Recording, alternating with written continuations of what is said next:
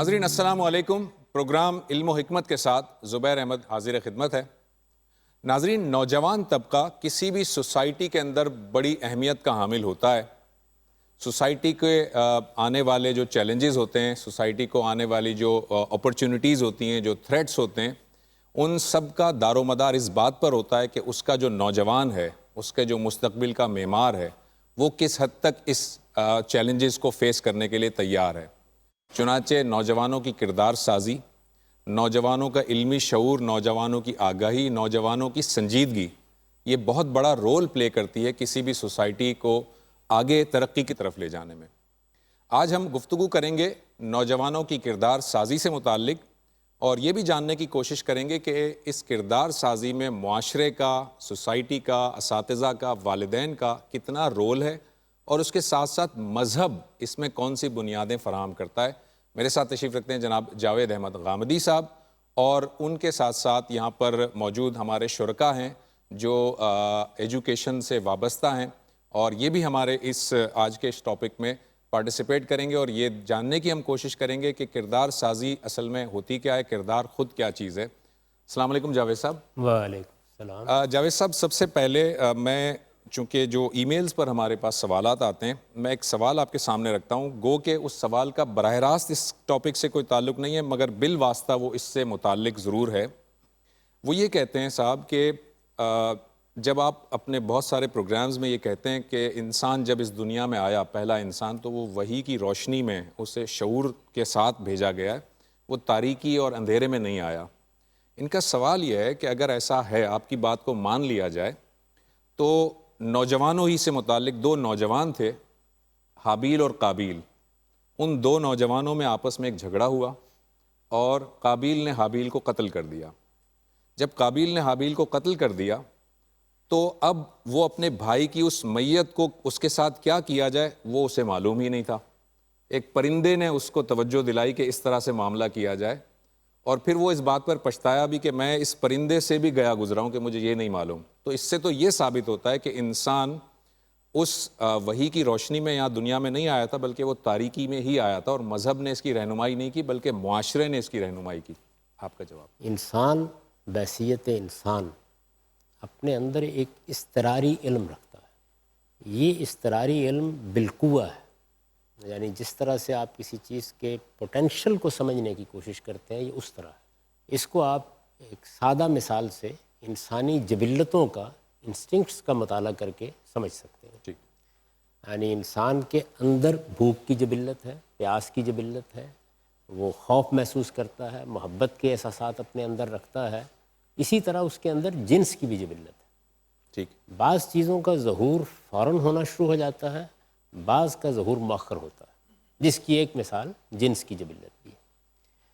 پھر یہ کہ یہ جو آپ کا اندر دیا ہوا علم ہے، اضطراری علم، یہ باہر کی اشیاء سے متعلق ہوتا ہے۔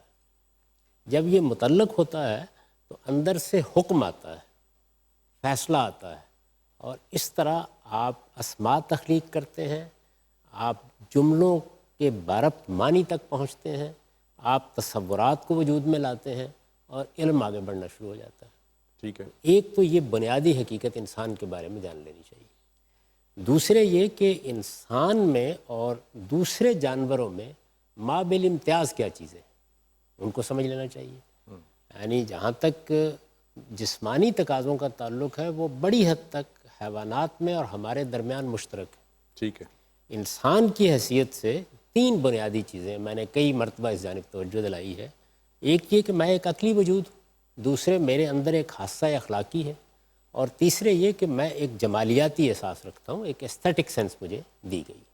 یہ میرے بنیادی خصائص ہیں۔ ان سب چیزوں کو سوسائٹی کے تعامل سے، خارج کی دنیا سے مل کر روبہ عمل ہونا ہے، یعنی ان کا ظہور اس طریقے سے ہونا ہے۔ ٹھیک ہے۔ اب جب میں نے یہ کہا کہ اللہ تعالیٰ نے انسان کو اندھا اور بہرا پیدا نہیں کیا، تو اس میں صرف پیغمبر کی تعلیم ہی نہیں ہے، بلکہ خود انسان کو جو کچھ اس کی فطرت میں دے کر بھیجا گیا ہے وہ بھی شامل ہے، بلکہ وہ بنیاد ہے۔ ٹھیک۔ جمالیاتی احساس، اخلاقی حادثہ، اور اسی طرح ایک عقلی وجود جو انفر کرتا ہے۔ کوئی پریمیسز دے دیں، کوئی مقدمہ دے دیں، وہ اس سے فرع نکال لے گا، فرع دے دے اس سے اصل تک پہنچ جائے گا۔ یہ انسان کو صلاحیت دی گئی ہے، یہ صلاحیت اس نے کہیں کسی جانور سے نہیں سیکھی آ کے، یہ لے کے آیا ہے۔ لیکن اس صلاحیت کو روبہ عمل کرنا جب آپ شروع کرتے ہیں تو آپ اس دنیا کو سمجھتے ہیں، آپ اس کے تقاضوں کو سمجھتے ہیں، اور پھر آہستہ آہستہ آپ وہ چیزیں سیکھتے ہیں جس کی آپ کو ضرورت پیش آتی ہے۔ یعنی آگ جلانا بھی انسان نے ایسے ہی سیکھا ہے، کھانا پکانا بھی انسان نے ایسے ہی سیکھا ہے، اسی طرح مردے کو دفن کرنا بھی ایسے ہی سیکھا ہے۔ اس کا کیا تعلق ہے اس سے؟ یعنی مذہب نے تو آپ کو جو تعلیمات دی ہیں وہ بنیادی اخلاقیات، بنیادی اخلاقیات میں روبہ عمل ہونا ہے۔ انسان سیکھنے کا عمل کرتا چلا جاتا ہے۔ قبائلی معاشرہ تھا، اس میں ایک شیخ قبیلہ ہے، وہی نظم قائم ہو گیا۔ آہستہ آہستہ دنیا میں سلطنت عام کا دور شروع ہو گیا، فتوحات پر مبنی عظیم ریاستیں بننی شروع ہو گئیں۔ ہم قومی ریاستوں کے دور میں جی رہے ہیں۔ ایجادات بہت ہی ابتدائی نوعیت کی تھیں، آپ نے پہیہ ایجاد کر لیا، کہا جاتا ہے نا کہ یہیں سے اصل میں ایجادات کی ابتدا ہوئی ہے، آج ہم کس دنیا میں کھڑے ہوئے ہیں۔ تو یہ چیزیں اس طرح ظہور پذیر ہوتی ہیں، بنیادی اخلاقیات۔ ان بنیادی اخلاقیات کو ذرا حابیل اور قابیل کے اسے قصے میں دیکھ لیجیے۔ یعنی ایک طرف ایک بھائی ہے جو یہ کہہ رہا ہے کہ تم مجھ پر حملہ آور بھی ہو جاؤ تو ما انا بباسطن یدی الیک، میں تیری طرف اپنا ہاتھ نہیں اٹھاؤں گا۔ اس کا مطلب کیا ہے؟ اس کا مطلب یہ ہے کہ وہ اخلاقی حادثہ پوری قوت کے ساتھ موجود ہے، وہ اس کمال پر موجود ہے کہ وہ یہ دیکھ کر کہ یہ مجھ پر حملہ آور ہونے والا ہے، یعنی اگر محض حیوانی جبلت ہو تو فوری طور پر جواب دینا چاہیے، وہ اس کے لیے بھی تیار نہیں ہوتا۔ تو انسان نے بہت سی چیزوں کو اسی طرح سیکھا ہے، یعنی جانوروں سے بھی سیکھا ہے، آفاق کے اندر جو اللہ تعالیٰ نے آیات رکھی ہیں ان سے بھی سیکھا ہے۔ اس کا اس سے کیا تعلق؟ یعنی مردے کو دفنانا ہے، آپ یہ دیکھیے کہ اس کا تردد کیا ظاہر کر رہا ہے؟ وہ یہ ظاہر کر رہا ہے کہ یہ مسئلہ ہے درپیش کہ میں ایسے ہی نہیں چھوڑ سکتا، میں اس کو پرندوں کے آگے نہیں ڈال فکر ہوئی سکتا۔ کہ ہاں یہ وہ فکر لاحق ہے، اس کو وہ فکر اسے دے کے بھیجا گیا ہے۔ ٹھیک، اب اس فکر کو ظہور پذیر ہونا ہے، اس کے لیے کوئی طریقہ ایجاد کرنا ہے۔ تو یہ طریقے انسان نے سیکھے ہیں۔ جہاں کسی طریقے میں غلطی کی ہے وہاں مذہب نے اس کی اصلاح کر دی۔ تو اس لیے مذہب کا معاملہ یہ نہیں ہے کہ ایک اندھے اور بہرے وجود کو وہ رہنمائی دیتا ہے، نہیں، ایک بینا وجود جو اپنے تجربات سے سیکھتا ہے، جو اپنے مشاہدات سے سیکھتا ہے، جو عقلی انفرنس کا طریقہ اختیار کرتا ہے، وہ جہاں غلطی کرتا ہے وہاں اسے بتایا جاتا ہے۔ آپ قرآن مجید کو دیکھیے، رسالت میں آپ صلی اللہ علیہ وسلم تو آخری پیغمبر ہیں، قرآن مجید آخری کتاب ہے، اس میں بہت سے سوالات ہیں جو لوگوں نے کیے ہیں، نہ کرتے تو چھوڑ دیا گیا تھا۔ ٹھیک ہے، ٹھیک ہے، یعنی انسان پر چھوڑ دیا گیا تھا کہ وہ خود سمجھ لے گا، خود جان لے گا، خود نتیجہ نکال لے گا۔ آپ حیران ہوں گے کہ قرآن مجید نے بڑی وضاحت کے ساتھ یہ بتایا ہے کہ آپ کو اپنی میراث کیسے تقسیم کرنی ہے۔ اس میں ایک خاص آیت ہے جس کے اطلاق کی کیا صورت ہوگی، وہ انیل کلالہ والی آیت، اس کو نہیں، اخوا والی آیت، اخوا والی، یعنی اس کو بھی چھوڑ دیا۔ اس کے بعد لوگوں نے پے در پے سوالات کیے ہیں، اور پھر آپ دیکھیں سورہ نساء کے آخر میں وہ آیت جس میں اس کو جواب دیا گیا ہے۔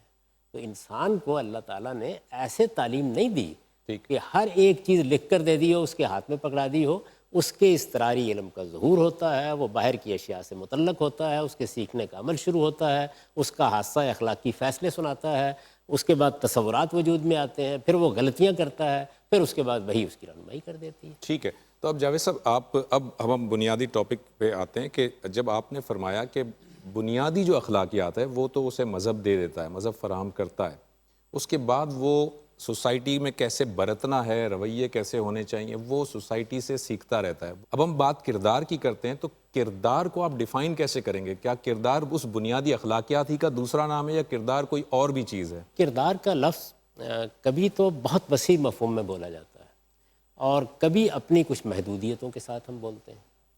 یعنی انسان اس دنیا کے اندر جو کچھ بھی کرتا ہے، کردار کا لفظ اس کے لیے بھی آپ بول سکتے ہیں۔ ٹھیک ہے، یعنی مجھے اللہ تعالیٰ نے کچھ صلاحیتیں دے کے بھیجا ہے، میں جب ان صلاحیتوں کو روبہ عمل کرتا ہوں، ان کو اپنے معاشرے کے ساتھ متعلق کرتا ہوں، یا میری یہ صلاحیتیں جو بالقوہ یا پوٹینشلی میرے اندر موجود ہیں یہ بالفعل ظہور پذیر ہوتی ہیں، تو اس کے نتیجے میں میرا ایک کردار وجود میں آتا ہے۔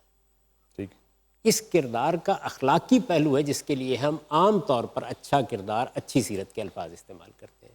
تو یہ اس کا ایک جزوی استعمال ہے، ورنہ تو آپ کہہ سکتے ہیں نا کہ اس آدمی نے اس کاروبار میں بڑا اچھا کردار ادا کیا ہے، آپ کہتے ہیں بہت برا کردار ادا کیا ہے، آپ کہتے ہیں بڑی صلاحیت کا مظاہرہ کیا ہے، تو انسان کی صلاحیتوں کا ظہور، انسان کے آدرش کی طرف اس کی رغبت، انسان کی جد و جہد، یہ ساری چیزیں ہیں جن کے لیے کردار کا لفظ بولا جا سکتا ہے، لیکن عام طور پر ہم اس کو اس جزوی پہلو سے بولتے ہیں کہ اس کا اخلاق اچھا ہے، لوگوں کے ساتھ معاملہ کرنے کے طریقے اچھے ہیں، اس نے انسانی معاشرت میں اچھا کردار ادا کیا ہے، ٹھیک، اس کے لیے عام طور پر بولا جاتا ہے۔ ٹھیک ہے جی، میں آتا ہوں اب ہمارے شرکاء کی جانب، آپ سوال کریں گے سب پہلے؟ میرا سوال طلباء کی کردار سازی یا والدین کے لیے بچوں کی کردار سازی اس کے متعلق ہے، اس طرح کہ جو اپنے بچوں کو یا اپنے طلباء کو کسی خاص کردار کی تعریف کے لیے بتائے تو خود پہ کتنا عمل ہونا چاہیے کہ وہ خود اس پہ عمل کرتا ہو، تو اس کا کیا رول ہو سکتا ہے اس کے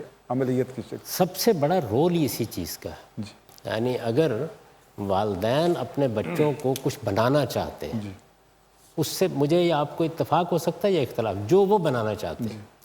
کوئی استاد اپنے طالب علموں کو جس رنگ میں رنگنا چاہتا ہے، جو سیرت ان میں پیدا کرنا چاہتا ہے، ان کے کوئی آدرش اور نسب العین ان کو دینا چاہتا ہے، اس کا ظہور خود اس کی اپنی ذات میں سب سے پہلے ہونا چاہیے۔ بچے کے بارے میں آپ سب اساتذہ ہیں، آپ اس بات سے واقف ہیں کہ وہ نمونے سے سیکھتا ہے، یعنی انسان کے سیکھنے کا عمل اصلاً لیکچر سے نہیں ہوتا، گفتگو سے نہیں ہوتا، یہ چیزیں تو بہت بعد میں جا کے اس کے ذہن کی تشکیل کرتی ہیں۔ پہلے مرحلے میں تو آپ دیکھیے کہ وہ زبان کو بھی نقل کر رہا ہوتا ہے، یعنی ایسا تو نہیں ہوتا کہ والدین ایک دن گرامر اور قواعد کی ایک کتاب کھول کے بیٹھتے ہیں، پھر اس کو بتاتے ہیں کہ اسم یہ ہوتا ہے، فعل یہ ہوتا ہے، حرف یہ ہوتا ہے، ایسے تو نہیں سیکھتا نا۔ وہ اصل میں حکایت کرتا ہے، آپ بولتے ہیں وہ آپ کے الفاظ دیکھتا ہے، وہ آپ کے چہرے کے تاثرات دیکھتا ہے۔ آپ کبھی بچے کے سیکھنے کا عمل دیکھیں، وہ ہماری حرکات و سکنات کی نقل کر رہا ہوتا ہے، وہ ہمارے لب و لہجے کی نقل کر رہا ہوتا ہے، وہ ہمارے کسی چیز پر رد عمل ظاہر کرنے کے طریقوں کی نقل کر رہا ہوتا ہے، وہ اشارات کی زبان کو بڑی جلدی استعمال کرنا شروع کر دیتا ہے۔ تو بالکل اسی طریقے سے وہ ہماری سیرت کو دیکھتا ہے، ہمارے کردار کو دیکھتا ہے۔ اور سیرت اور کردار ہے کیا؟ سیرت و کردار اصل میں دوسرے رشتوں سے ہمارے معاملے کا نام ہے۔ اگر آپ بنیادی طور پر دیکھیں تو اخلاق کا ظہور ہی رشتوں میں ہوتا ہے۔ میرا ایک رشتہ میری ماں کے ساتھ ہے، باپ کے ساتھ ہے، میاں بیوی کا رشتہ ہے، اولاد کے ساتھ رشتے ہیں، بھائی بہنوں کے ساتھ رشتے ہیں، پڑوسی کے ساتھ ایک رشتہ ہے، میں جہاں کام کرتا ہوں وہاں ایک رشتہ اور تعلق پیدا ہو جاتا ہے، دوستوں کے ساتھ ایک رشتہ ہے، میرا ایک معاشرہ ہے، میری ایک قوم ہے، ان کے ساتھ میرا ایک رشتہ ہے، اسی طریقے سے میرے پروردگار اور میرے خالق کے ساتھ میرا ایک رشتہ ہے۔ تو یہ جو ہمارے رشتے ہیں انہی میں در حقیقت ہمارے کردار کا ظہور ہوتا ہے۔ بچہ سب سے بڑھ کر اسی کو دیکھ رہا ہوتا ہے، یعنی اگر میں یہ سمجھتا ہوں کہ میرے بچے کو جس وقت اذان کی آواز آتی ہے تو لبیک کہنا چاہیے، تو پھر سب سے پہلے تو وہ مجھے دیکھے گا کہ میں کیا کرتا ہوں۔ اگر میں یہ سمجھتا ہوں کہ اس کو ماں کے ساتھ ادب سے احترام سے پیش آنا چاہیے، تو اگر گھر میں میری ماں موجود ہے تو وہ دیکھے گا کہ میں کیسے رسپونڈ کرتا ہوں، میں ان کی بات کیسے سنتا ہوں، میں ان کے ساتھ گفتگو کیسے کرتا ہوں، میرے ساتھ اختلاف ہو جائے تو میرا لب و لہجہ کیسا ہوتا ہے، میں باہمی تعلقات میں عدل کا رویہ اختیار کرتا ہوں، بے انصافی کا رویہ اختیار کرتا ہوں۔ میرا تجربہ تو یہ ہے کہ بچے کا مشاہدہ حیرت انگیز ہوتا ہے، یعنی جس طریقے سے آپ کسی بڑے کو کہیں نا کہ وہ زبان سیکھے تو آسان نہیں ہوتا، بچہ سیکھتا ہے اور 5-6 زبانیں بھی آپ چاہیں تو سیکھ لیتا ہے۔ بالکل اسی طرح وہ متنوع کرداروں کا بھی بڑی گہرائی کے ساتھ مطالعہ کرتا ہے۔ مجھے اپنے بچوں کے ساتھ وہ ایک دوسری عمر ہوتی ہے، لیکن اس بڑھاپے میں اپنے پوتوں کے ساتھ گفتگو کا موقع ملا ہے اور میں نے دیکھا ہے کہ وہ کیسے ایک ایک چیز کا جائزہ لے رہے ہوتے ہیں۔ دادا کیسے بات کرتے ہیں، اماں کیسے بات کرتی ہیں، ابا کیسے بات کرتے ہیں، اور اس کے بعد ان کا باہمی تجزیہ کر رہے ہوتے ہیں، ان کا تقابل کر رہے ہوتے ہیں، اس پہ کمنٹ کر رہے ہوتے ہیں۔ تو اس لیے یہ تو آپ کی بات 100% درست ہے کہ اگر استاد بچوں میں کوئی کردار پیدا کرنا چاہتا ہے تو سب سے پہلے اسے اپنا نگران بننا چاہیے۔ والدین کوئی کردار پیدا کرنا چاہتے ہیں، ان کو بھی یہ چاہیے کہ وہ جو کچھ اپنے بچوں کو بنانا چاہتے ہیں وہ گھر میں بن کر رہیں۔ اگر میں بچے کو یہ کہتا ہوں کہ بیٹا باہر گھنٹی بجی ہے، کہہ دو کہ ابا گھر میں نہیں ہے، تو اس کے بعد جھوٹ اور سچ کے بارے میں میری گفتگو بے معنی ہو کر رہ جائے، کوئی نہیں سنے گا، یعنی میرا اپنا ضمیر بھی نہیں سنے گا، کچھ یہ کہ بچہ سننے کے لیے تیار ہو جائے۔ تو اس لیے بچوں کے سامنے تو آپ کو سب سے پہلے یہی کرنا ہوتا ہے، بلکہ میرا احساس یہ ہے کہ بہت باتیں کرنے کی ضرورت نہیں ہوتی، زیادہ بڑی بات یہ ہوتی ہے وہ تھوڑی اگلی عمر کو پہنچتے ہیں جب ان کے ہاں ایک ریزننگ کی صلاحیت پیدا ہو جاتی ہے، وہ وقت ہے ان کے ساتھ باتیں کرنے کا. یعنی اب وہ سوال اٹھائیں گے، اب وہ اعتراض کریں گے، اب وہ کہیں باہر سے کوئی بات سیکھ کے آئیں گے، آپ کے ہاں کوئی تضاد دیکھیں گے تو اس کو سمجھنا چاہیں گے.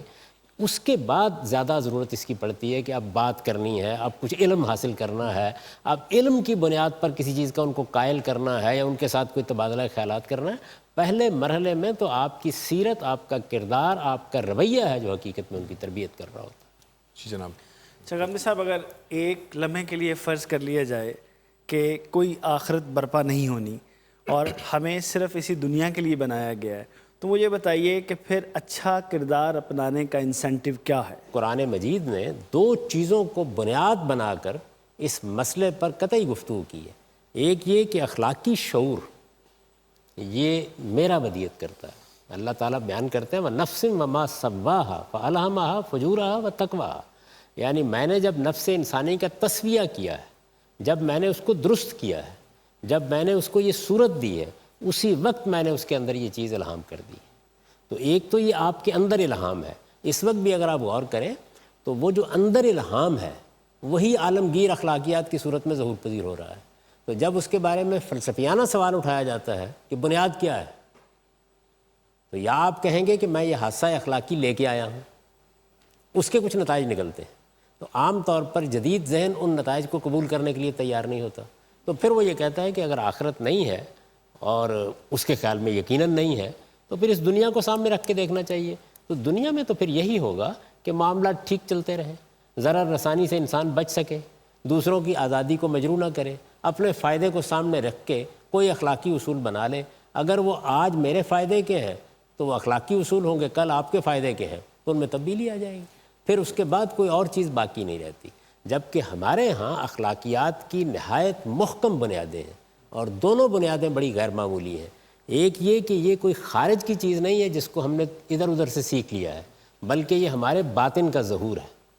تو عالمگیر اخلاقیات اصل میں وہ سرمایہ ہے جو خدا نے ہم کو دیا ہے، وہ اثاثہ ہے جو ہمارے اندر موجود ہے. یہ ہمارے پروردگار یا خالق کی عنایت ہے. اور دوسرے یہ کہ اس کے نتائج دنیا تک محدود نہیں ہیں، بلکہ اس کے حقیقی نتائج اس زندگی میں نکلنے والے ہیں جو بعد میں ابدی زندگی کی حیثیت سے انسان کو ملنے والی ہے. تو اس سے جو تصور پیدا ہوتا ہے وہ زمین میں بھی پوری قوت کے ساتھ گڑا ہوا ہے اور اس کی شاخیں بھی آسمان تک پھیلی ہوئی ہیں. اسی کو قرآن مجید نے ایک بڑی خوبصورت تمثیل میں بیان کیا ہے کہ یہ در حقیقت کلمہ طیبہ ہے جس کی جڑیں زمین میں ہیں اور فروعها فی السماء. تو اخلاقی وجود انسان کا اور اس اخلاقی وجود کا مذہبی ظہور یہ ایک چھتنار درخت کی طرح ہے. اس کے برعکس آپ اس کو جڑوں سے محروم کر دیں تو آپ یہ کہیں گے کہ انسان نے اصل میں اپنے شخصی تعامل سے، اپنے معاشرتی تعامل سے اخلاقیات سیکھ لی ہیں، گویا گھڑ لی ہیں، ٹھیک ہے، لیکن وضع کر لی ہے. اور آپ اس کا اگر آگے نصب العین آخرت کو نہیں بناتے تو پھر وہ اگرچہ کہیں سے آ بھی جائیں تو وہ دنیا میں افادیت کے فلسفے پر کھڑی ہوں گی. لیکن جاوید صاحب اس کی ذرا وضاحت کیجیے گا. آپ نے کہا کہ اگر آخرت کا نہیں ہے یقین تو پھر وہ دنیا کے افادیت پر کھڑا ہوگا. ہم دیکھتے ہیں بہت سارے ایسے لوگ ہیں جو کسی مذہب کو نہیں مانتے، ایتھیسٹ ہوتے ہیں، وہ نہ آخرت کا تصور ان کا ہوتا ہے، لیکن اخلاقیات میں وہ بہت اچھے ہوتے ہیں. اور افادیت جو آپ بار بار بتا رہے ہیں وہ افادیت کے بغیر بھی آپ جب ان سے بات کریں گے، گفتگو کریں گے، وہ بہت اچھے اخلاق سے بات کریں گے، گو کہ ان کی کوئی افادیت نہیں ہوگی اور آخرت کا تصور بھی نہیں ہوگا. تو پھر کس طرح سے اخلاقیات؟ نہیں، وہ تو میں نے آپ سرچ کر دیا نا. ہم تو ان کی اس بات کو مان ہی نہیں رہے. ہم یہ کہہ رہے ہیں وہ تو آپ اندر لے کے آئے ہیں، اس کا ظہور پذیر ہونا ہی ہونا ہے، اس سے آپ کسی طرح نجات حاصل ہی نہیں کر سکتے. یعنی جس طرح آپ کی جو جمالیاتی حصہ ہے اس نے پھول کو دیکھ کر احتزاز محسوس کرنا ہے، بالکل اسی طرح آپ کے اخلاقی وجود کا ظہور. مگر یہ دیکھیں نا، ایک آدمی ہے کہ جو اندر اخلاقیات لے کر آیا ہے اور وہ آخرت کا تصور بھی نہیں رکھتا تو وہ آپ سے آپ ظاہر ہو رہا ہے. اور ایک آدمی جو اندر اخلاقیات لے کر آیا ہے، آخرت کا تصور بھی ہے، اس سے آپ ظاہر نہیں ہو رہا، وہ آپ سے آپ ظاہر نہیں کر پا رہا. وہ عام طور پر بد اخلاق ملتا ہے ہمیں. یعنی لے کر تو سارے ہی لوگ آئے نا اخلاقیات اندر، اور ایک آدمی کو اخلاقیات لایا ہے اور نصب العین بھی سامنے ہے مگر اس کا ظہور نہیں ہو پا رہا. ایک آدمی کا ظہور ہو رہا ہے اور نصب العین نہیں ہے. اس کی بہت سے وجوہ ہوتے ہیں. دیکھیے بات یہ ہے کہ اخلاقیات کا ظہور اعلیٰ ترین درجے پر مذہبی بنیاد پر بھی ہوا ہے، غیر مذہبی بنیاد پر بھی ہوا ہے۔ جس طرح کہ میں نے عرض کیا، یہ اصل میں وہ مذہب ہے جو خدا نے آپ کے اندر ودیعت کر دیا ہوا ہے۔ اس کے اسباب مذہبی ترغیب بھی پیدا کر دیتی ہے، انسان کے باطن کے داعیات بھی پیدا کر دیتے ہیں، دونوں جگہ ہو جاتا ہے۔ لیکن جس وقت آپ اس کا فلسفیانہ تجزیہ کرنے کے لیے بیٹھتے ہیں تو اب آپ کو سوال کا جواب دینا ہوگا نا، یعنی آپ اچھا رویہ اختیار کر رہے ہیں، آپ سچ بول رہے ہیں، آپ دیانت سے کام لے رہے ہیں، آپ کم نہیں تول رہے، آپ ملاوٹ نہیں کر رہے، تو میں آپ سے پوچھتا ہوں آپ کیوں نہیں کر رہے ہیں؟ سبب کیا ہے؟ وجہ کیا ہے؟ اس کا جواب آپ کیا دیں گے؟ اس کا جواب عام طور پر وہ شخص آپ کو یہ دے گا کہ یہ ہم نے اصل میں صدیوں کے تعامل سے یہ سیکھ لیا ہے کہ اس سے نقصان ہو جائے گا۔ ٹھیک، یعنی وہ جو کچھ کر رہا ہوتا ہے وہ تو فطرت کے مطابق کر رہا ہوتا ہے، جب اس کو فلسفے میں ڈھالتا ہے تو پھر جواب یہ رہ جاتا ہے۔ اور اسی طریقے سے جب آپ آخرت کو اس سے غیر متعلق کر دیتے ہیں تو وہ اپنی فلسفیانہ اساس کے ساتھ اپنی باطنی قوت بھی کھو دیتا ہے، کیونکہ جب میں آخرت کو سامنے رکھ کر اپنے اخلاقی وجود کا جائزہ لیتا ہوں تو پھر میری خلوت بھی اسی اخلاقی اصول پر قائم ہوتی ہے۔ پھر میرے سامنے اصل مسئلہ یہ ہوتا ہے کہ مجھے ایک دن اپنے پروردگار کے سامنے کھڑے ہونا ہے، میں وہاں حاضری کا احساس رکھتا ہوں۔ آپ کہتے ہیں نا یہ آدمی خدا ترس ہے، میں نے کئی مرتبہ یہ بات ہے جس کی طرف توجہ دلائی ہے کہ یہ جس کو آپ خلافت راشدہ کہتے ہیں یہ کیا چیز ہے؟ یعنی کوئی بڑا ترقی یافتہ نظام ہے، بہت غیر معمولی ادارے بن گئے ہیں اس میں۔ اگر آپ اس کو سسٹم کے پہلو سے دیکھیں تو وہ ایک قبائلی معاشرے میں قائم ہونے والی حکومت ہے۔ اس کا اصلی امتیاز کیا ہے؟ وہ اخلاقی وجود جو تخت سلطنت پر بیٹھے ہوئے ہیں خدا کے سامنے کھڑے ہونے کا تصور۔ اور ایسے محسوس ہوتا ہے کہ جیسے خدا کی بارگاہ میں کھڑے۔ ٹھیک، بالکل۔ یعنی ان کا اٹھنا، ان کا بیٹھنا، ان کی خلوت، ان کی جلوت، ان کے معاملات ایک خدا ترس انسان کے ہیں، اور اس درجے میں خدا ترسی ہے کہ اس کے آگے آپ کوئی تصور نہیں کر سکتے۔ ٹھیک ہے، وہ چیز ہے جس کو آپ خلفائے راشدین کا دور کہتے ہیں۔ تو مذہب نے وہ لوگ بھی پیدا کیے ہیں۔ اسی طرح یہ جو آپ آج کل کے زمانے میں صورتحال دیکھتے ہیں، اس میں مذہبی لوگ ایک رشوت قبول کر لیتے ہیں جس سے یہ سارا مسئلہ پیدا ہوتا ہے۔ وہ رشوت یہ ہے، میں نے یہ واقعہ کئی بار سنایا ہے کہ ایک صاحب میرے بڑے اچھے دوستوں میں تھے، کچھ بہت زیادہ ان سے اس طرح ملنا جلنا نہیں تھا، تو میں ایک مرتبہ ان کے پاس ملنے کے لیے گیا ہوا تھا۔ تو نماز کا وقت ہو گیا تو ہم لوگ نماز پڑھنے کے لیے گئے، تو انہوں نے بہت اچھی نماز پڑھی، یعنی قابل رشک حد تک اچھی نماز۔ تو نماز کے بعد میں نے داد دی ان کو، میں نے کہا کہ آپ کی نماز بہت اچھی تھی۔ کاروباری آدمی تھے، کہنے لگے ہاں وہ کچھ کاروبار میں اونچ نیچ ہو جاتی ہے نا تو پھر اس کا ازالہ کرتے ہیں اس سے۔ اب یہ دیکھیے یہ ایک رشوت ہے جو انسان اپنے آپ کو دے لیتا ہے۔ آپ نے دیکھا ہوگا کہ بہت سے لوگ یہ خیال کرتے ہیں کہ بھئی اب بہت ملاوٹ کر لی، بہت لوگوں کو دھوکہ دے لیا، آئیے ذرا ایک عمرہ کراتے ہیں۔ ایسا ہوتا ہے نا؟ بالکل ہوتا ہے۔ تو یہ خرابی ہے جو آپ دیکھتے ہیں کہ مذہبی لوگوں کے یہاں پیدا ہو جاتی ہے۔ اس لیے یہ بہت ضروری ہے کہ لوگوں کو یہ بتایا جائے کہ مذہب بنیادی طور پر نام ہی تزکیہ اور تطہیر کا ہے۔ مذہب کا نصب العین ہی یہی ہے۔ خدا کے پیغمبر آپ کو پاکیزگی سکھانے آئے ہیں۔ پاکیزگی صرف ظاہر کی صفائی نہیں ہے، پاکیزگی آپ کے باطن کی تطہیر ہے، اور باطن کی تطہیر اصل میں آپ کو اندر سے بھی پاک کرتی ہے، باہر سے بھی پاک کرتی ہے۔ تو سب سے زیادہ محکم بنیادیں مذہب ہی نے اخلاقیات کے لیے فراہم کی ہیں۔ یہ الگ بات ہے کہ اس کے ماننے والے نہ ان بنیادوں کو سمجھنے کی کوشش کرتے ہیں، نہ اس کے نصب العین کو سمجھنے کی کوشش کرتے ہیں۔ آپ خیال کرتے ہیں کہ لوگ آخرت کو مانتے ہیں، میں بہت ادب کے ساتھ یہ گزارش کروں گا، نہیں مانتے۔ یعنی انہوں نے اصل میں آخرت کو اپنی ایمانیات میں لکھ کے جیب میں ڈالا ہوا ہوتا ہے۔ ماننے کا مطلب یہ ہے کہ آخرت ایک حقیقت کے طور پر ان کے وجود کا حصہ بن جائے۔ ٹھیک ہے، وہ چیز نہیں ہوتی۔ جی سر آپ نے ابھی فرمایا کہ کردار سازی کے لیے وہ بچوں کی ہو یا نوجوانوں کی ہو، نمونہ بہت امپورٹنٹ جو ہے وہ ہوتا ہے۔ اس کے لیے اساتذہ بھی ہو سکتے ہیں، ماں باپ ہو سکتے ہیں، ان کے دوست ہو سکتے ہیں یا کوئی بھی۔ لیکن آج کل کی دنیا جو کہ ایک ڈیجیٹل ورلڈ بن گئی ہے جس میں بہت سی چیزیں جو ہیں وہ تبدیل ہوئی ہیں، اسی طرح جو تدریس کا معاملہ ہے اس میں بھی بہت سی تبدیلی آئی، اور آن لائن ایجوکیشن جو ہے وہ ایک حصہ ہے اس کا، جس میں فزیکل انٹریکشن نہیں ہے اساتذہ کے ساتھ۔ سو اس طرح کے سسٹم میں ایک استاد جو ہے وہ کردار سازی میں اپنا کیا کردار ادا کر سکتا ہے؟ یہ جو بات میں نے عرض کی یہ تو ابتدائی دور کی بات ہے، یعنی جب بچہ شعور حاصل کر رہا ہوتا ہے، والدین کی آغوش میں ہوتا ہے، قریبی اعزاء کو دیکھتا ہے، یا کسی حد تک ان اساتذہ سے اس کا معاملہ ہوتا ہے کہ جو اس کو براہ راست تعلیم دے رہے ہوتے ہیں. کوئی قاری صاحب ہیں وہ گھر میں آ کے قرآن پڑھا رہے ہیں, کوئی الف با کا قاعدہ پڑھا رہا ہے. اس موقع کے اوپر تو صرف نمونہ ہے یا کردار ہے یا سیرت ہے یا جو کچھ آپ کا طرز عمل ہے وہ ان کی اصلاح کرتا ہے.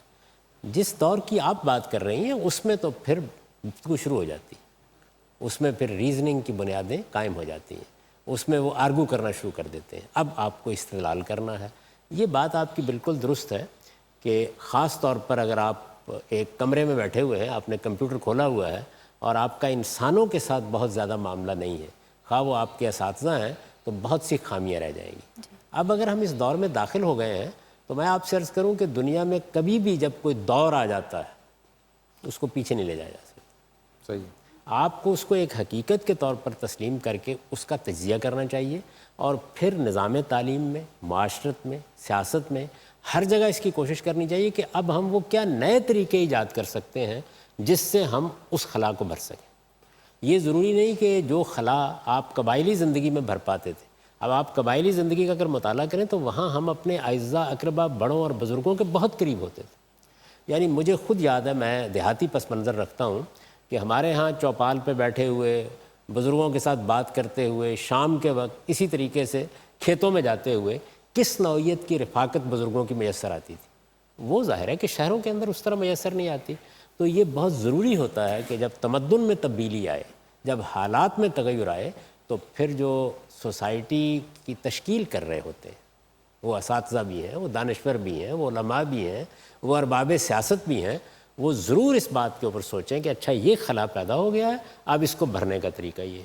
آپ نہ تو ماتم کر کے اپنے آپ کو مطمئن کر سکتے ہیں کہ کیا ہو گیا, اور نہ جو دنیا پیدا ہو جاتی ہے اس کو پیچھے ریورس کرتے ہیں. نہیں لے جا سکتے. میں آپ سے عرض کروں, بے شمار مفکرین ہیں, اس وقت نام لینا مناسب نہیں ہے, جنہوں نے اس دور میں بہت کچھ لکھا ہے اس کے اوپر کہ اس ساری تہذیب کو چھوڑ کر انسان کو جنگلوں میں نکل جانا چاہیے. بہت لوگ, یعنی فرانس میں فلسفیوں کا ایک پورا کا پورا گروہ پیدا ہو گیا تھا جو مغربی تہذیب کی وجہ سے اس سارے کے سارے آپ کے تمدن کو رد کرنے کے مقام پر کھڑا تھا. ہندوستان میں ایک صاحب علم ہے, وہ ہر تیسرے چوتھے مہینے ایک کتاب اس موضوع کے اوپر لکھتے ہیں اور یہ بتاتے ہیں آپ کو کہ اس سے فرار کے سوا کوئی چارہ نہیں.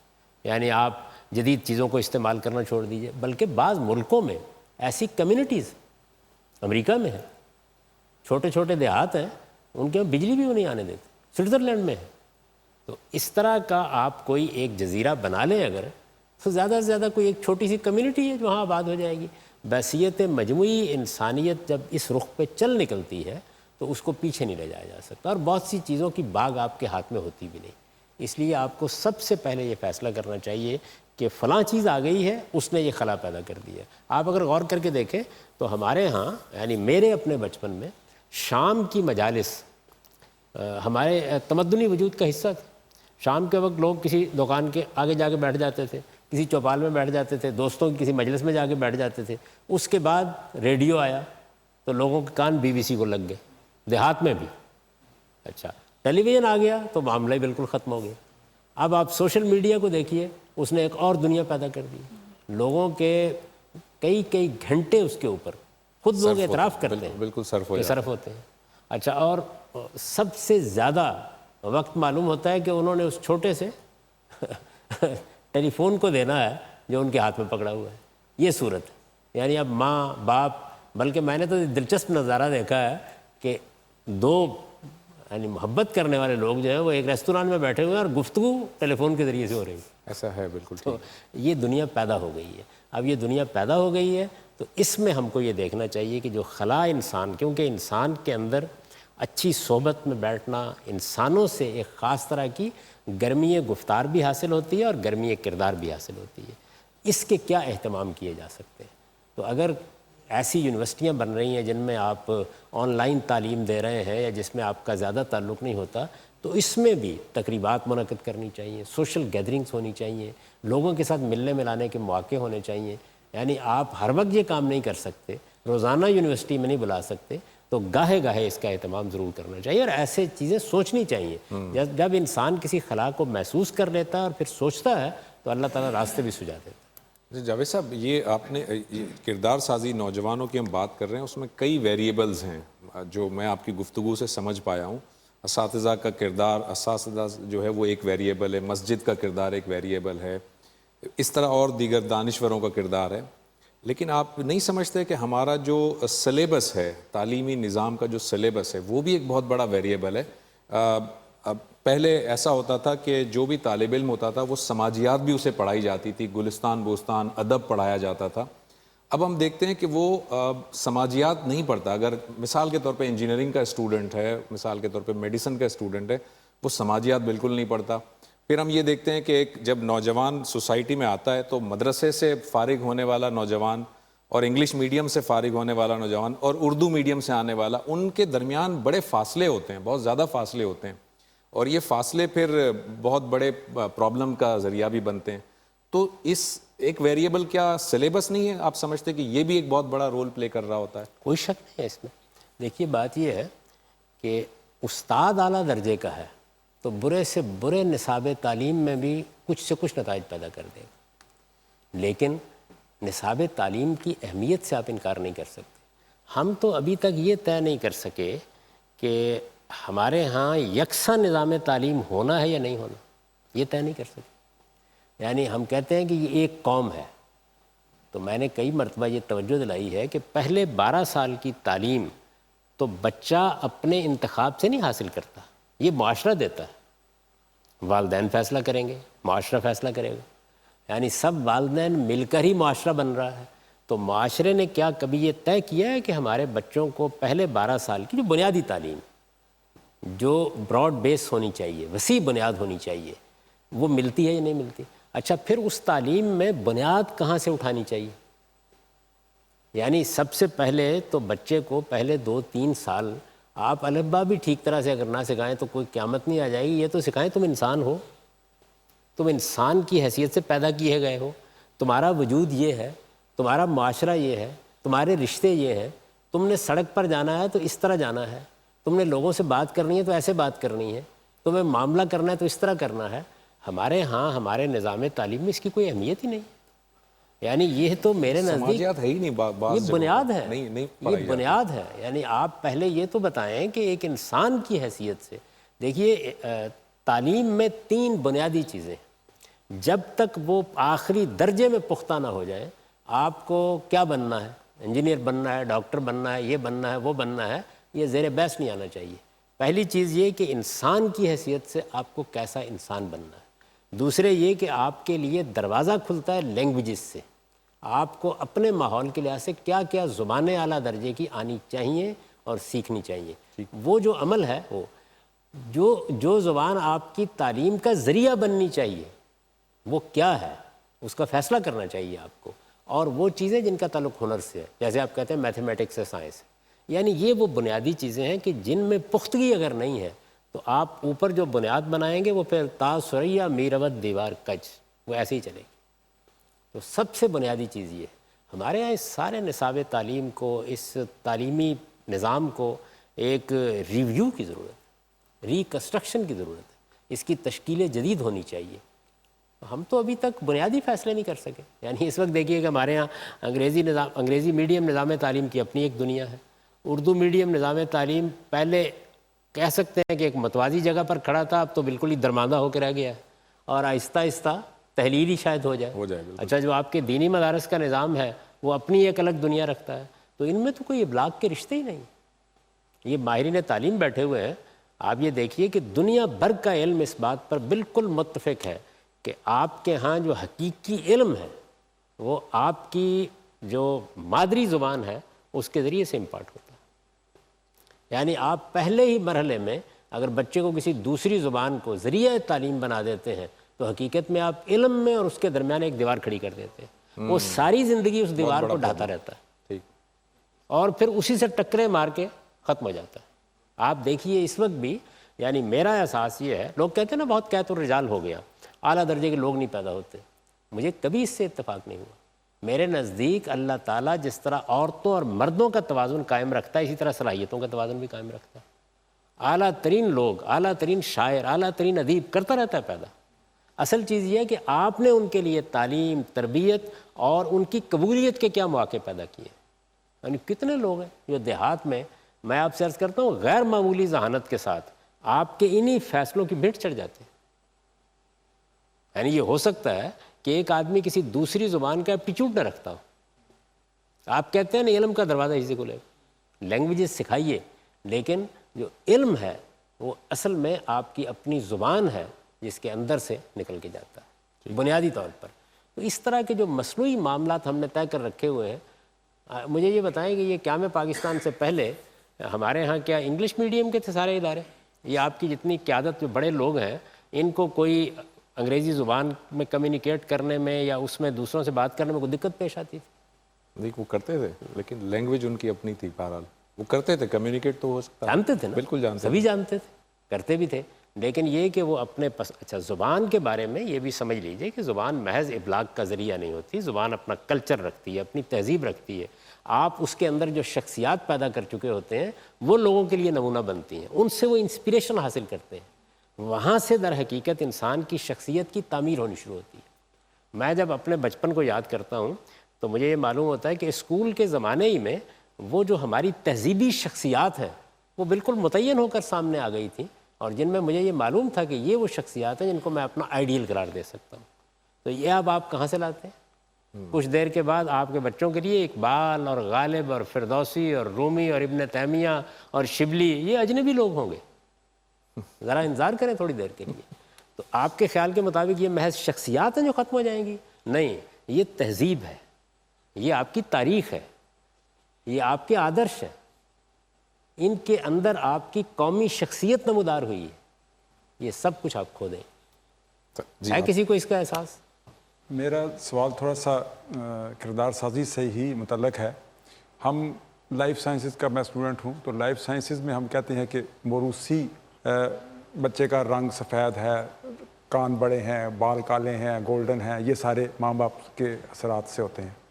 کیا عادات بھی موروثی ہم شمار کر سکتے ہیں کہ فلاں بڑا آدمی ہے اس کا بیٹا بھی بہت بڑا ہوگا؟ یہ تو صلاحیت ہوئی. جی, عادات ایک اور چیز ہے.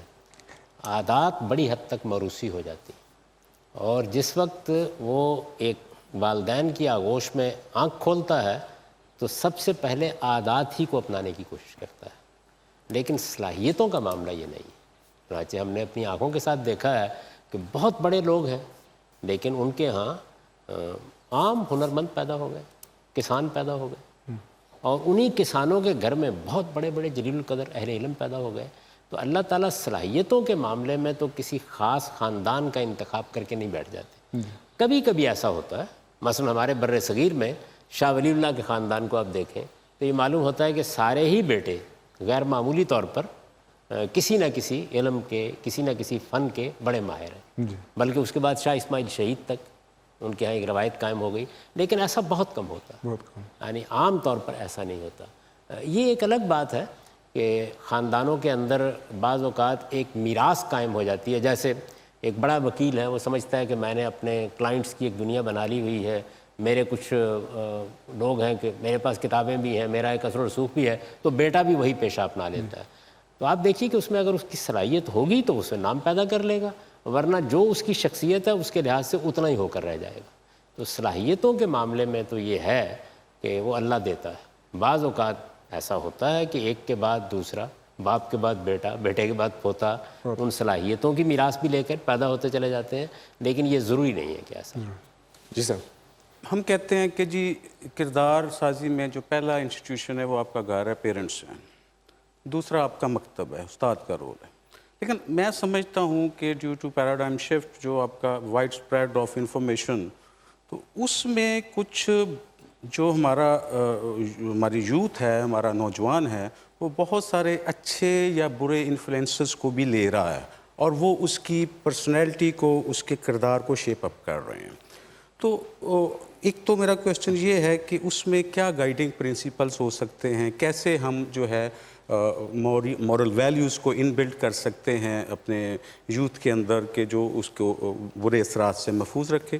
اور دوسرا میرا کویسچن کا جو ہے رخ وہ یہ ہے کہ کیا ہمارے علماء, ہمارے اسلامک اسکالرز, کیا وہ کوئی سلوشن اس پرٹیکولر انوائرمنٹ میں دینے میں کامیاب ہوئے ہیں یا دے رہے ہیں؟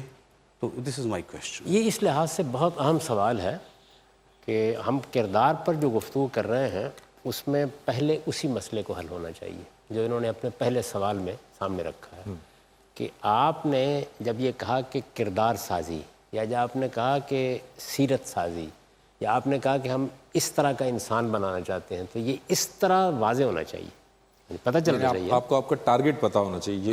آپ کیا چاہتے ہیں. ٹھیک. کردار کے کچھ پہلو ایسے ہیں جو عالمگیر اخلاقیات پر مبنی, یعنی اس پر کچھ طے کرنے کی ضرورت نہیں ہے کہ جھوٹ بھی بولا جا سکتا ہے, بددیانتی بھی ہو سکتی ہے, یہ تو مسلمہ اخلاقیات. میں اس کو عالمگیر اخلاقیات کہتا ہوں. یعنی ان کے نام دنیا کی زبانوں میں مختلف ہوں گے, ان کے اطلاقی تصورات میں تھوڑا بہت اختلاف ہو جائے گا, لیکن یہ وہ بنیادی اخلاقی اقدار ہیں کہ جو آپ کو ہر جگہ انسانیت کا شرف محسوس ہوتی ہیں. یہی بنیادی اخلاقیات ہیں جو آپ کے تمام دساتیر کی بنیاد ہیں. یہی وہ اخلاقیات ہیں جو اقوام متحدہ کے انسانی حقوق کے منشور میں سامنے آئی ہیں. ظاہر ہے کہ اطلاقی لحاظ سے کسی بات سے آپ جزوی اختلاف کر سکتے ہیں, لیکن بحثیت مجموعی ہے. تو کردار سازی میں ایک تو ہمیں یہ متعین کرنا چاہیے کہ عالمگیر اخلاقیات سے اس کی ابتدا ہونی چاہیے, اس لیے کہ عالمگیر اخلاقیات بچے کی شخصیت میں, ایک نوجوان آپ نے چونکہ زیادہ ان کے بارے میں بات کی ذرا بڑے ہو گئے ہیں, جی, تو عالمگیر اخلاقیات کی خوبی یہ ہے کہ وہ کوئی کانفلکٹ پیدا نہیں کرتی. ہاں, وہ یعنی ایک آدمی جو الحاد کا علمبردار ہے یا کسی مذہب سے تعلق رکھتا ہے, وہ مسیحی ہے, وہ ہندو ہے, اس کے ساتھ جس جگہ سے آپ بات کر سکتے ہیں وہ یہی عالمگیر اخلاقیات. تو اس وجہ سے پہلی چیز تو یہ ہونی چاہیے. دوسری چیز یہ ہے کہ پھر یہ جو عالمگیر اخلاقیات ہیں یہ کسی سماج سے متعلق ہوتی ہیں, کسی معاشرے سے متعلق ہوتی ہیں. جب یہ معاشرے سے متعلق ہوتی ہیں تو پھر یہ سماجی اقدار میں ڈھلتی ہیں. آپ کو یاد ہوگا کہ میں نے کئی بار یہ مثال دی ہے کہ ایک زمانہ تھا کہ ہمارے ہاں نوجوان ٹوپی پہنے بغیر بڑوں کے سامنے نہیں جاتے تھے. اب ادب ہونا چاہیے, احترام ہونا چاہیے, بڑوں کے ساتھ پیش کیسے آنا چاہیے, یہ ہے وہ بنیادی اخلاقی چیز. لیکن کیا اس کا ظہور ٹوپی پہننے سے ہوتا ہے یا کسی اور طریقے سے؟ اس کا تعلق آپ کے سماج سے, آپ کے معاشرے سے. آج وہ چیز اس طرح نہیں رہی لیکن ایک زمانے میں تھی. تو آپ کو یہ متعین کرنا ہے کہ آپ ایک طرف عالمگیر اخلاقیات کا نصب العین اپنے بچوں کے سامنے رکھیں, عالمگیر اخلاقیات انسانیت کا حسن ہے یہ انہیں بتائیں, ان کے اندر جو حادثہ اخلاقی اللہ تعالیٰ نے عطا فرمایا ہے اس سے ان کو ریلیٹ کر کے یہ بتائیں کہ کیسے یہ تمہارے اپنے وجود کا تقاضا ہے. پہلی بنیادی چیز یہ ہے. دوسری چیز یہ ہے کہ آپ جس معاشرے میں رہتے ہیں, جس سماج میں رہتے ہیں, اور آپ معاشرہ اور سماج کے الفاظ جب ہم بولتے ہیں تو اس کا مطلب میرا گاؤں, میری برادری نہیں ہے, بلکہ اس سے بہت آگے بڑھ کے یہ دنیا ایک گلوبل ولیج بن چکی ہے. یعنی ایک بچہ جو آپ کے سامنے انٹرنیٹ پہ بیٹھ جاتا ہے یا کمپیوٹر کھول لیتا ہے تو وہ پوری دنیا کے اندر لوگ کیسے سوچ رہے ہیں ان سے واقف ہونا شروع ہو جاتا ہے, اس کے روابط پیدا ہونا شروع ہو جاتے ہیں. تو آپ کو اب آگے بڑھ کر یہ طے کرنا پڑے گا کہ ایک عالمی سماج اگر وجود میں آ رہا ہے تو وہ کیا چیزیں ہیں کہ جن کو سماجی اقدار کی حیثیت سے عالمی سطح پر اختیار کرنا چاہیے. یعنی مثال کے طور پر قومی ریاست دور حاضر میں ایک نئی چیز پیدا ہوئی ہے. 1928 تک تو قانونی طور پر فتوحات پر مبنی ریاستیں ہی جائز ریاستیں تھیں. اس کے بعد تبدیلی آنا شروع ہوئی ہے, اور ابھی تو دنیا کی جو بہت بڑی سلطنتیں تھیں انہوں نے کہیں 47 میں اور کہیں 50 میں اور کہیں اس کے 2 سال بعد, کہیں 2 سال پہلے اپنا بستر سمیٹا ہے. یعنی یہ کل کی باتیں ہیں, ابھی ایک صدی بھی نہیں ہوئی ان کے اوپر. یہ کیا یہ ایک قدر ہے؟ کیا اس کی کوئی حقیقت ہے؟ مثلا ہم لفظ بول دیتے ہیں حق خود ارادی. اب یہ سماجی اقدار ہے نا. مثلا ہم کہتے ہیں جمہوریت, مثال کے طور ہم کہتے ہیں کہ ملوکیت کی کوئی گنجائش نہیں. تو یہ جو اقدار ہیں, یہ میں نے چند مثالیں دیں, بے شمار ایسی اقدار ہیں کہ جو اصل میں عالمی اقدار کی حیثیت اختیار کر گئی ہیں. ہمیں متعین کرنا چاہیے کہ ہمیں ان میں سے کیا قابل قبول ہے, کیا قابل قبول نہیں ہے, ان کا صحیح شعور پیدا کرنا, کیونکہ یہ اس طرح عالمگیر نہیں ہوتی. صحیح. یعنی ان میں تمدن تبدیلی پیدا کر دیتا ہے, زمانہ تبدیلی پیدا کر دیتا ہے, حالات تبدیلی پیدا کر دیتے ہیں. ان کا شعور دینا, ان میں سے کیا چیزیں اپنی ایک مستقل حیثیت رکھتی ہیں, کیا چیزیں ہیں جو وقت کے تقاضوں نے پیدا کر دی ہیں, آگے ان میں کیا بہتری ہو سکتی ہے. مثال کے طور پر قومی ریاستوں نے آ کر نقل مکانی کا حق انسان سے چھین لیا. جائز چھینا ہے, ناجائز چھینا ہے. تو میں نے ایک مثال دی کہ یہ تجزیہ ہونا چاہیے کہ سماجی اقدار جو ہیں جو عالمی سطح پر پیدا ہو رہی ہیں ان کی کیا نوعیت ہے. یہ ہمارے کیریکٹر، ہمارے کردار کی تشکیل میں بڑا غیر معمولی کردار ادا کرتی ہیں، کیونکہ جس جگہ پہ ہم دنیا کے ساتھ تعلق پیدا کر رہے ہوتے ہیں وہاں یہی سماجی اقدار ہیں جو ہمارے رویوں کو متعین کرتی ہیں.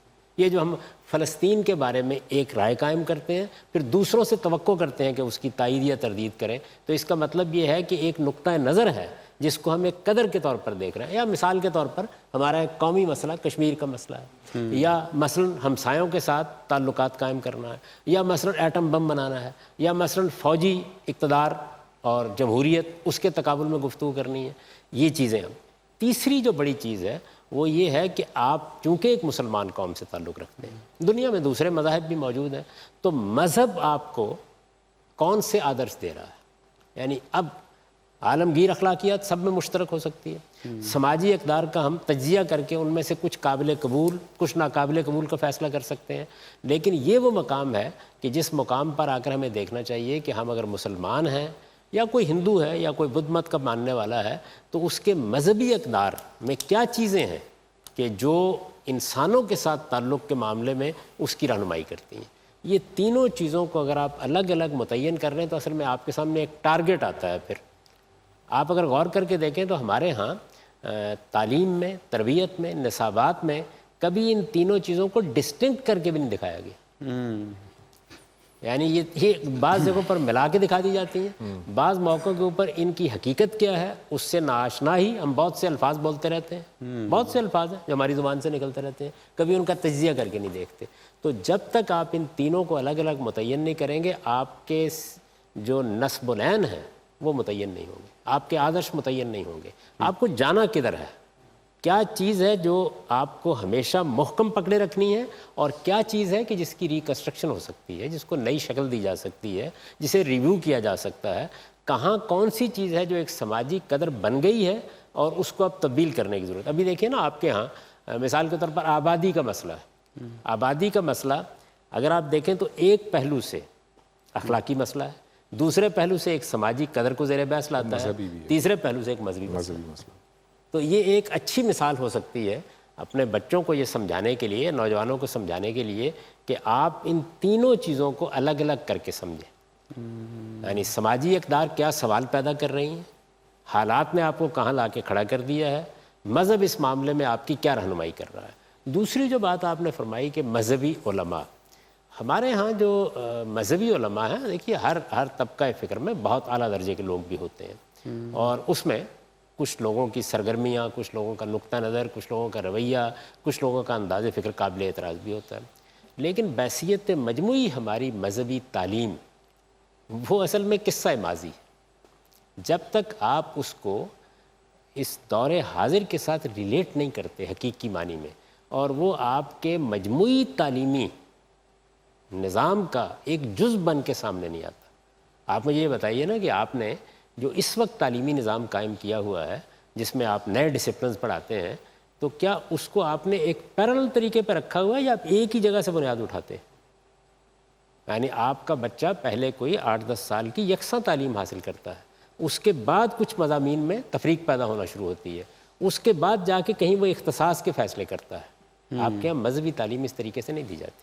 اچھا، پھر مذہبی تعلیم مذہب کی تعلیم کے طور پر یا مذاہب کی تعلیم کے طور پر کم، اور ایک فرقے کی تعلیم کے طور پر زیادہ زیر بحث. اس کا جو مجموعی مزاج ہے وہ مناظرانہ ہے، وہ مکالمے کا نہیں ہے. وہ جس طرح کہ ایک طالب علم کو گفتگو کرنی چاہیے، یہ مزاج وہاں پیدا ہی نہیں کیا جاتا. اسی وجہ سے آپ یہ دیکھتے ہیں کہ جس وقت مذہبی معاملات میں کوئی گفتگو ہوتی ہے تو توقع تو یہ ہوتی ہے نا کہ وہ زیادہ شائستگی سے ہوگی، تہذیبی اقدار کا لحاظ ہوگا، بڑے چھوٹے کا احترام ملحوظ رکھا جائے گا، علمی اختلاف کو علمی طریقے سے بیان کیا جائے گا. لیکن ایسا نہیں ہوتا. یعنی ہم یہ دیکھتے ہیں کہ فوراً ایک فتوے کی زبان سامنے آتی ہے، فوراً لوگوں کے اوپر آپ جو الزام چاہتے ہیں لگا دیتے ہیں، بلکہ آپ بہت فخر کے ساتھ یہ کہتے ہیں کہ اگر آپ کو کسی سے اختلاف ہے تو اس کو ڈسکریڈٹ کرنے کے لیے جھوٹ بولا جا سکتا ہے، آپ جو تہمت چاہیں اس کے اوپر لگا دیں.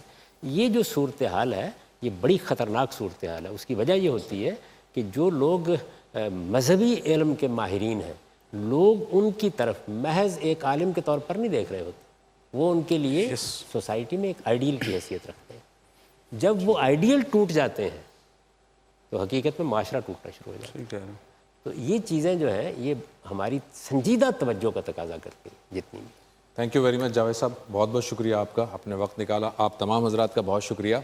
ناظرین, ہمارے آج کے اس پروگرام کا وقت ختم ہوا چاہتا ہے, لیکن ہم جو ٹاپک ڈسکس کر رہے تھے نوجوانوں کی کردار سازی, یہ ٹاپک ابھی مکمل نہیں ہوا. اگلے ایپیسوڈ میں اسی ٹاپک کو اسی جگہ سے کنٹینیو کریں گے. اگلے پروگرام تک کے لیے زبیر احمد کو اجازت دیجیے. اللہ حافظ.